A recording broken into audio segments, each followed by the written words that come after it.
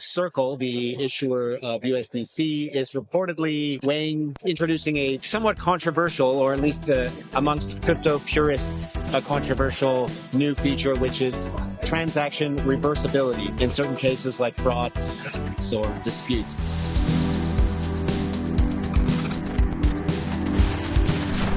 And we're back here at the Bitcoin.com news desk, live at Token2049 Singapore, powered by Threshold Network.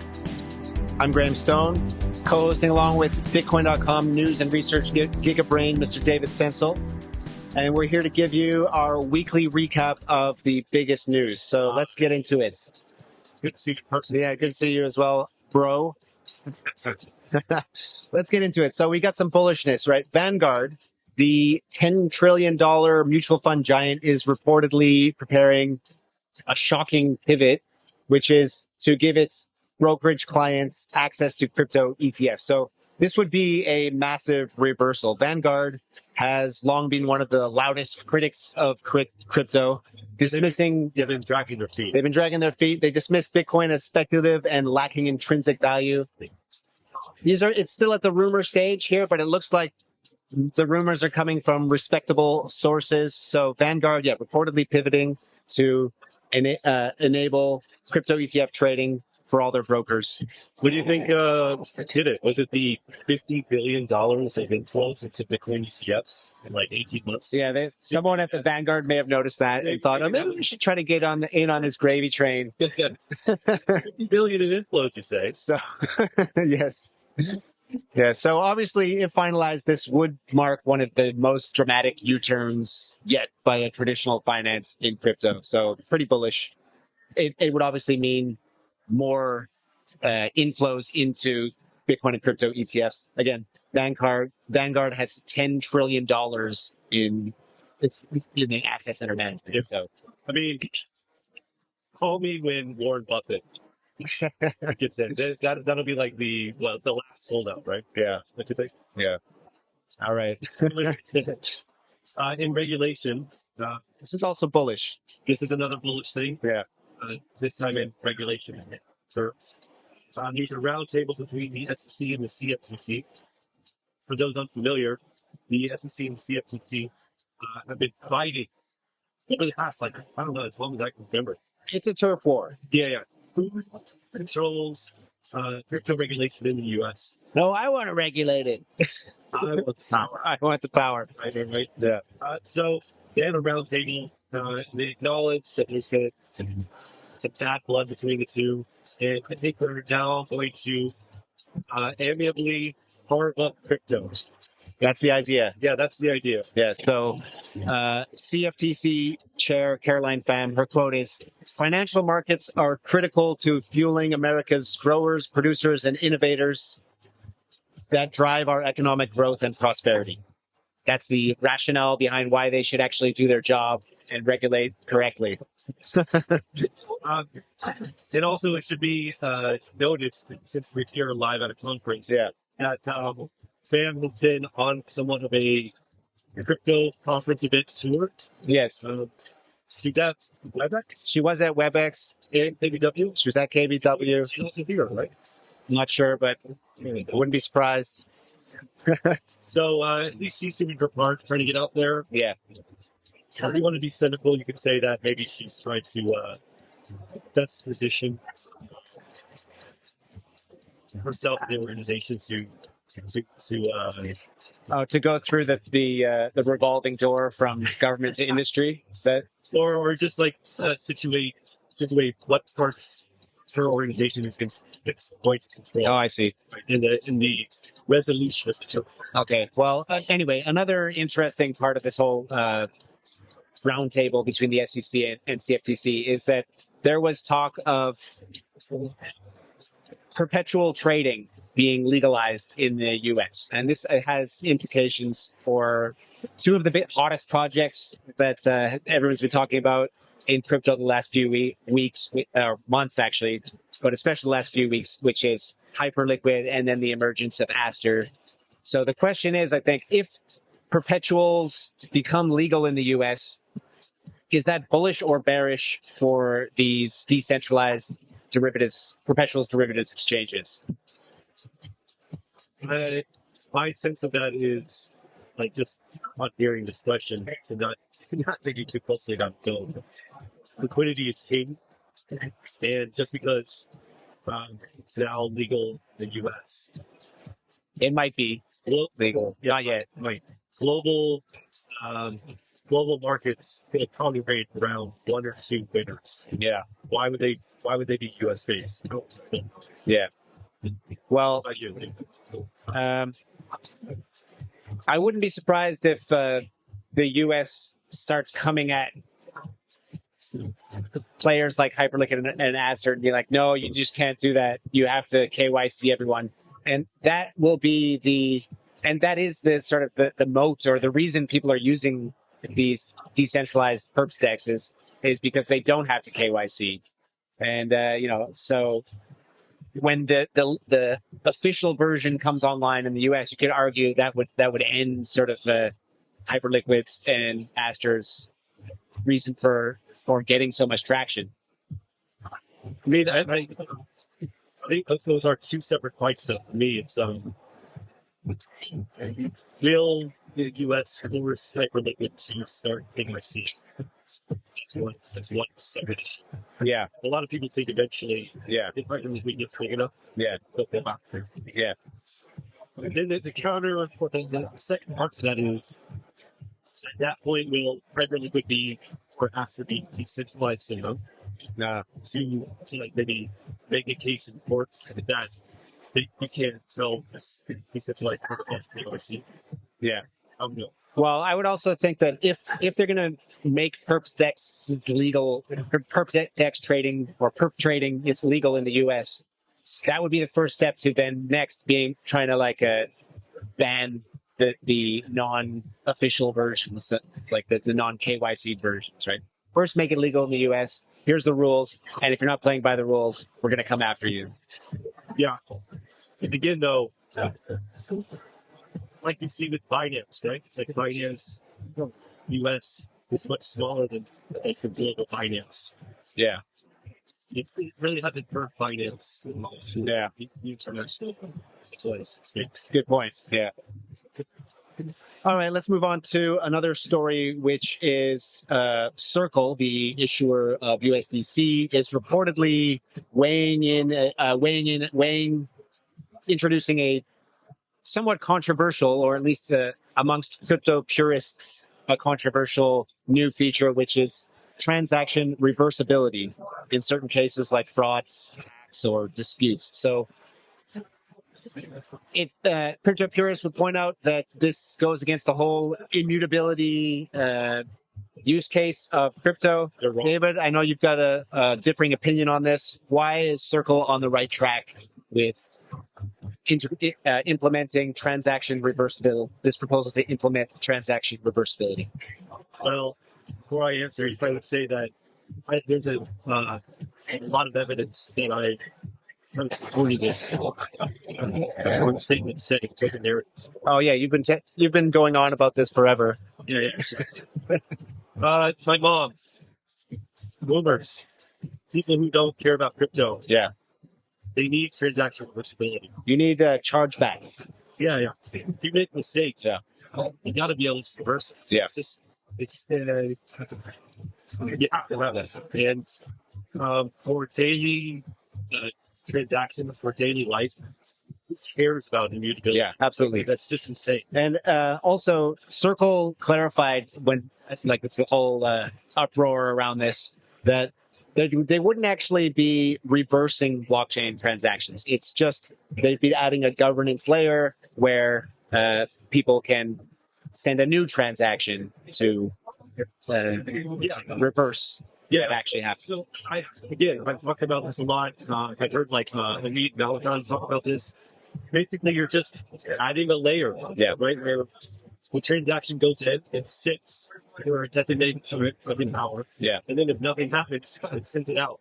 And then that's immutable. Sure. So you delay the settlement. Exactly. Yes. You delay the settlement.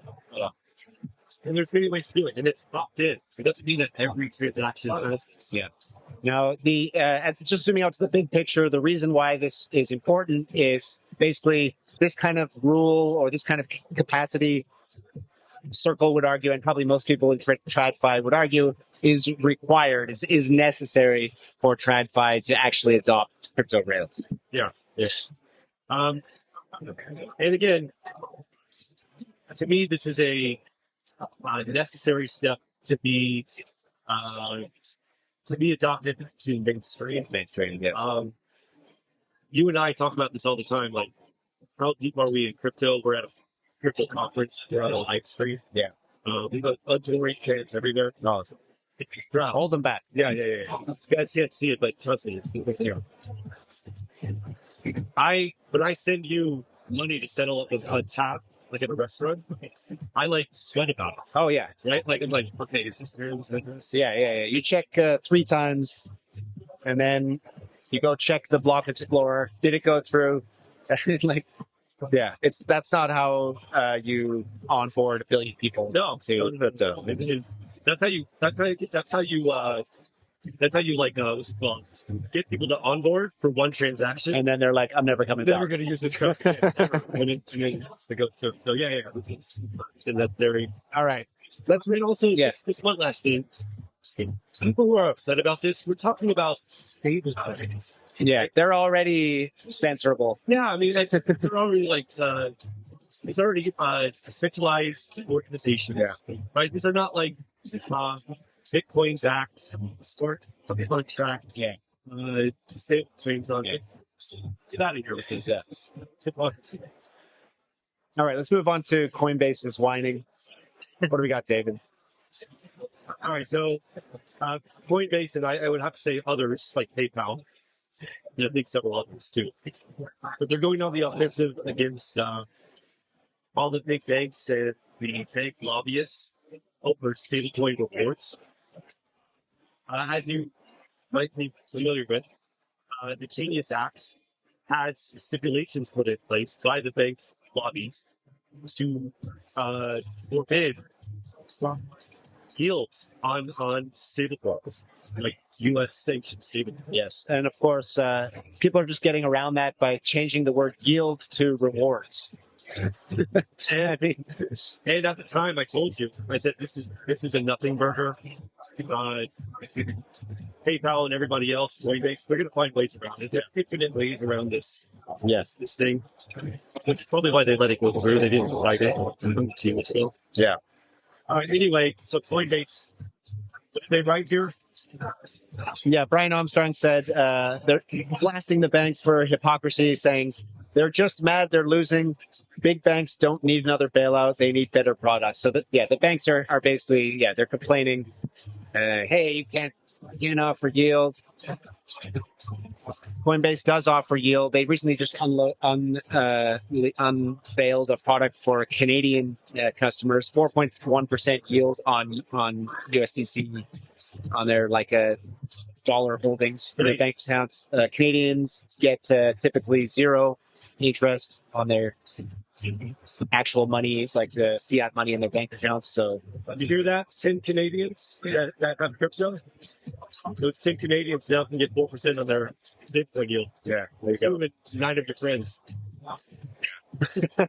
Are there any Canadian crypto users? I wonder. Do you actually know any? Just by the way. Oh yeah, no, In Canada. well, I wouldn't say they're users; they're speculators, just like everybody else. Again, this is inevitable, I think, right? Rewards or like air files, systems. There's so many ways around this. It's going to happen. Yeah. And to me, this is almost performative.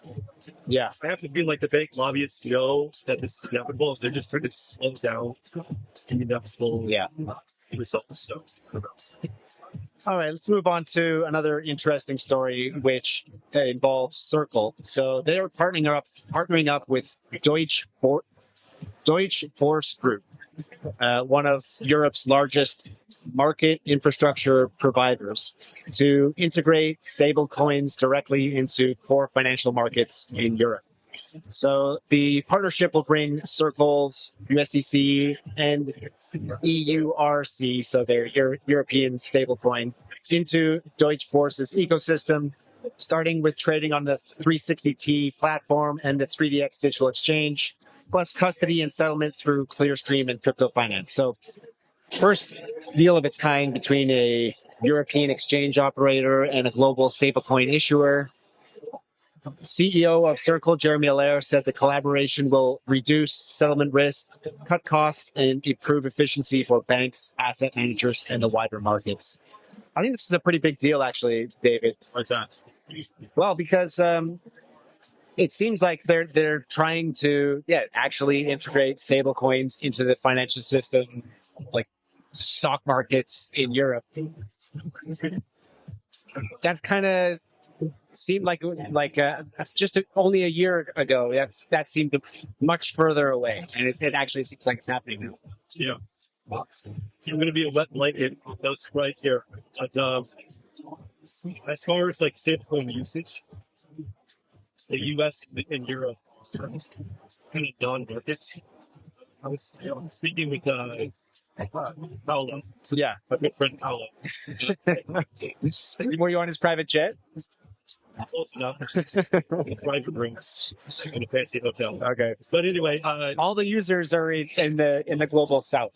Yes. Okay. But we're talking not about like peer-to-peer use case, right? We're talking about the rails, right? So being able to, so we're talking about stock markets in Europe, and then being able to like switch between stocks and stable coins, basically trying to bring crypto blockchain rails to the stock market. No, it's a worthy cause, but it's probably years away, right? Like, TradFi is going to do it slowly. The system that they have now, it works badly, right? But it works. And so they'll probably be the last people to really adopt this in like a major way. Yeah. It will happen. So these steps are necessary, but yeah.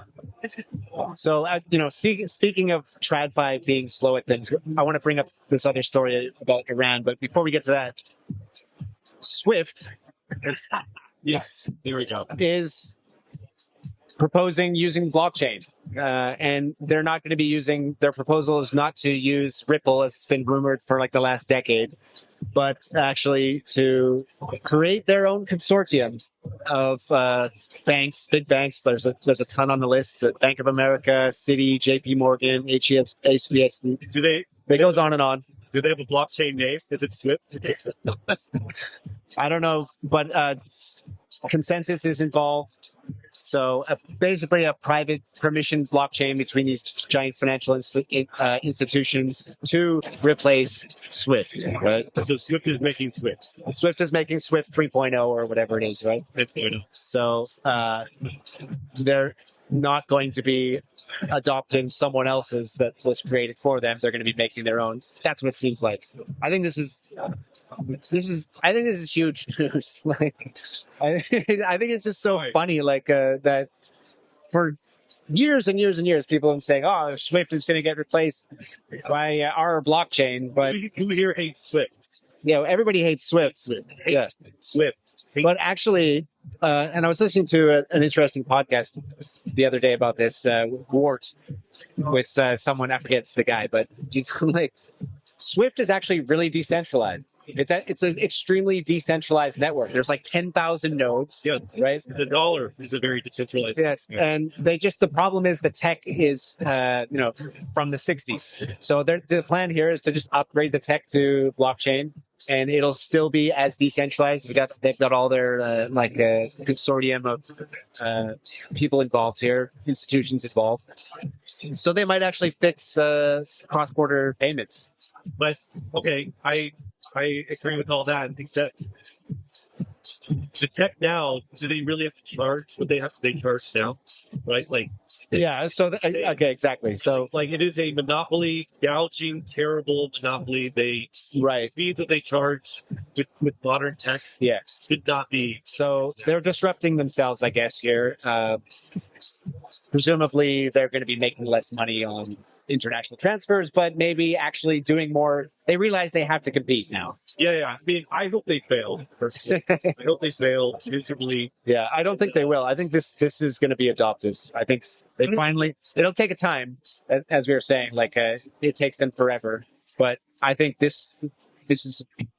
They're going to make their own system and just upgrade the tech.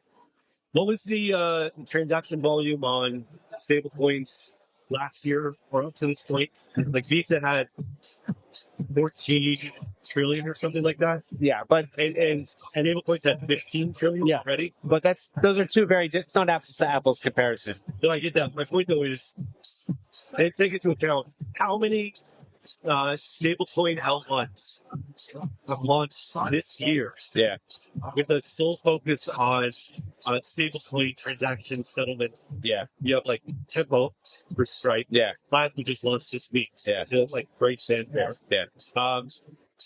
We interviewed Stable at Yeah. KBW. They're backed by Tether as well. And fees are paid in USDC. And they have like backing from major banks as well. Google is Google. cool with the focus on transaction, stablecoin transaction infrastructure. There's another one that's slipping my mind. And now we have Swift. I don't know. I feel like I don't know. I mean, yeah, they have They have the network. they have the old school networks. I don't know if they're gonna be able to withstand the fast pace of companies that actually do things. Yeah, I think they've got a good chance. But anyway, let's go back to stablecoins for a minute because, as we talked about, David, with the rise of U.S. dollar stablecoins around the world, as we discussed many times, there's going to be pushback around the world. Countries want to maintain the hegemony over their currencies. And the latest entrant into the battle is Iran. So Iranian authorities have introduced stringent new restrictions on stablecoin usage, limiting annual purchases to $5,000 per person and total holdings to $10,000. And that per year, I guess. Yes, annual purchases to $5,000, total max ever $10,000. So basically, locking down stablecoins. I think this is the. It's not the first, and it won't be the last. Right. We mentioned this on the weekly, I believe, a month ago, just to make a big right. Yes, there's a proposal in the UK, very similar, making a limits on the amount of people in hold stablecoins. Yeah, and at that time, I think you called it. You're like, we're going to see this a lot more. Like, we're going to see the Bank of England's proposal. So, kind of word for word, maybe the numbers changed, and here we are. Yeah, Iran's next. This looks almost exactly like the Bank of England. Any predictions on who's next? I got Russia. No, I don't. Russia's pretty high on my list. It's going to be something like Indonesia or something like that. Yeah, could be. Yeah. Maybe a Middle Eastern country. Yeah. And then the question is, how is the U.S. going to respond? Sanctions. I mean, well, no, Iran. I mean, I don't think they're already under sanctions. had any sanctions. Exactly. So maybe that's why Iran's like, what can we lose? Yeah, exactly. But also, I mean, if there's any kind of entrepreneurship in Iran, which I imagine is difficult. Oh yeah, people are not going to be happy about this. Yeah.